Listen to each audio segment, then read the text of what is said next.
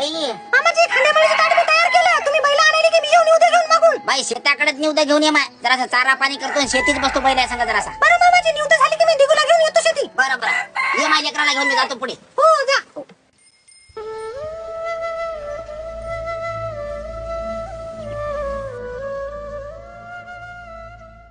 उमेशराव राम राम हो. बाप्पा बाई राम राम.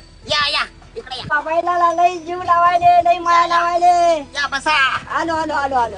बाप्पा आई 7-8 जोड्या राहिल्या फक्त गावात. बापा लोक म्हणतात वावर हाय तर पावर हाय, पण तुम्हाला खरं सांगायचं म्हणजे आहे की नाही, या वावराची आणि त्या माणसाची खरी शान आपल्या गोठ्यासमोर जर हे कुक जनावर आहे तर खरी शान आहे. बाप्पा बरोबर आहे तुमचं. आणि तुम्हाला आणखी एक गोष्ट खरी सांगायची म्हणजे जग किती बदललं आणि किती आधुनिक जरी झालं तरी याची जागा कोणीच घेऊ शकत नाही. कारण की हे जेव्हा आपल्या शेतामध्ये राब लाभलं तेव्हा तुमच्या घरापुढे अत्याधुनिक वस्तू आल्या, हे ट्रॅक्टर आलं, याची किंमतच कळणार लोकांना.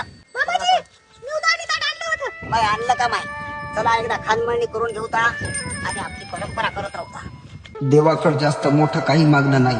फक्त तुझ्या बळीराजाला एवढं सांगेल की जुनी वस्तू भंगारवाल्याला देताना जसा 10 वेळा विचार करता, तसं एकदा तुमच्या खुट्याचा बैल कापायला देताना मायबाप विचार करा. माणूस म्हातारा झाला म्हणून घराबाहेर हाकलून देत नाही.